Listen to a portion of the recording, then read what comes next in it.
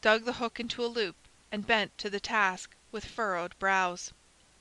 Suddenly the door opened, and before she had raised her eyes she knew that the young man she had seen going in at the Hatchard gate had entered the library.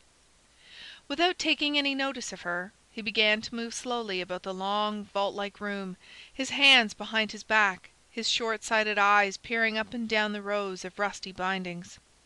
At length he reached the desk and stood before her. "Have you a card catalogue?" he asked, in a pleasant, abrupt voice, and the oddness of the question caused her to drop her work. "A what?" "Why, you know," he broke off, and she became conscious that he was looking at her for the first time, having apparently on his entrance included her in his general, short-sighted survey as part of the furniture of the library. The fact that, in discovering her, he lost the thread of his remark did not escape her attention, and she looked down and smiled. He smiled also. "No, I don't suppose you do know," he corrected himself. "In fact, it would be almost a pity." She thought she detected a slight condescension in his tone, and asked him sharply, "Why?" "Because it's so much pleasanter, in a small library like this, to poke about by one's self, with the help of the librarian." He added the last phrase so respectfully that she was mollified, and rejoined with a sigh, "I'm afraid I can't help you much." "Why?" he questioned in his turn, and she replied that there weren't many books anyhow, and that she'd hardly read any of them. "The worms are getting at them," she added gloomily. "Are they? That's a pity, for I see there are some good ones." He seemed to have lost interest in their conversation, and strolled away again, apparently forgetting her. His indifference nettled her, and she picked up her work, resolved not to offer him the least assistance. Apparently he did not need it, for he spent a long time with his back to her, lifting down, one after another, the tall, cobwebby volumes from a distant shelf. "Oh, I say!" he exclaimed, and looking up she saw that he had drawn out his handkerchief, and was carefully wiping the edges of the book in his hand. The action struck her as an unwarranted criticism on her care of the books, and she said irritably, "It's not my fault if they're dirty." He turned around and looked at her with reviving interest. "Ah, then you're not the librarian?" "Of course I am, but I can't dust all these books. Besides, nobody ever looks at them, now Miss Hatchard's too lame to come round." "No, I suppose not."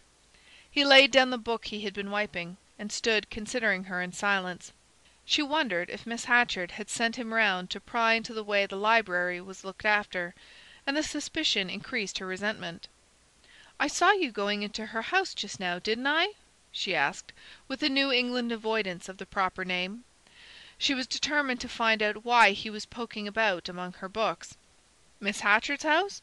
Yes, she is my cousin, and I'm staying there," the young man answered, adding, as if to disarm a visible distrust, "My name is Harney, Lucius Harney.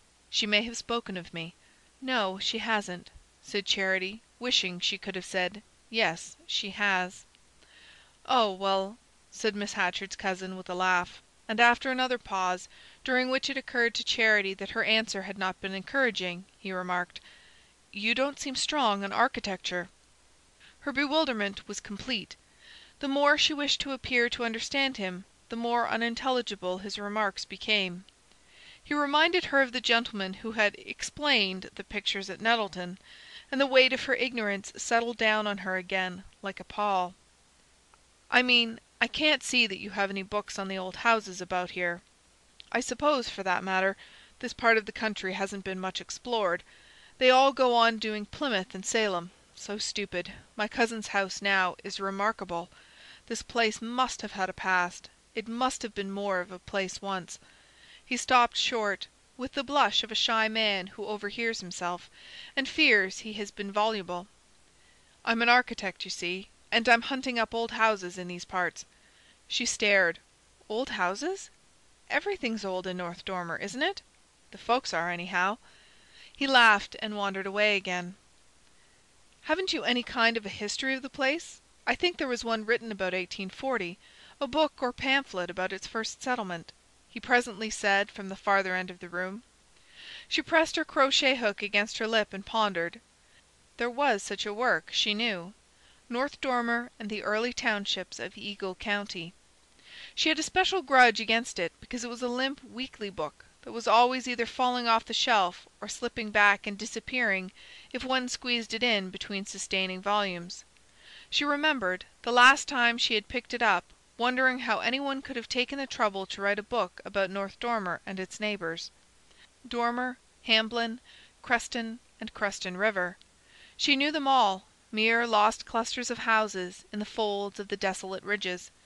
Dormer, where North Dormer went for its apples; Creston River, where there used to be a paper mill, and its grey walls stood decaying by the stream; and Hamblin, where the first snow always fell.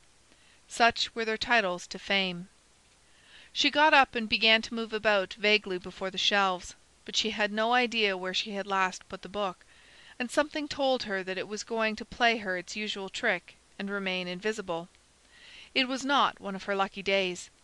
"I guess it's somewhere," she said to prove her zeal, but she spoke without conviction, and felt that her words conveyed none.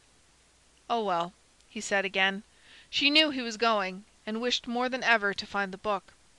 "It will be for next time," he added, and picking up the volume he had laid on the desk, he handed it to her. "By the way, a little air and sun would do this good. It's rather valuable." He gave her a nod, and passed out. End of chapter 1.